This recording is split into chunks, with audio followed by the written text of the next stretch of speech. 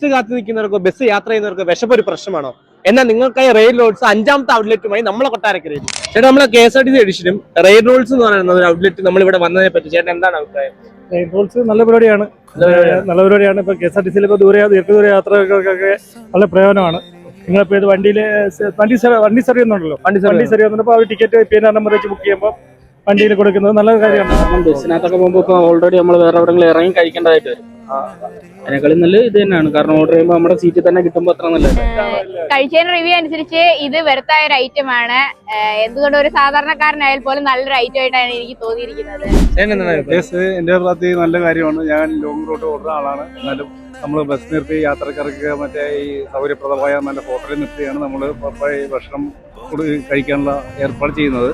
പക്ഷെ ഇങ്ങനൊരു കാര്യം വരുമ്പോൾ നമുക്ക് അത്രയും തന്നെ സമയം സേവ് ചെയ്യാൻ പറ്റും. അത് പിന്നെ എന്റെ അഭിപ്രായം പറഞ്ഞാൽ അത് അതിന്റെ ജീവനക്കാരെ കൂടി വേണം എന്നുള്ള എന്റെ ഒരു അഭിപ്രായം. അപ്പൊ അത്ര കൂടി സമയം ലാഭമായി കിട്ടുമല്ലോ.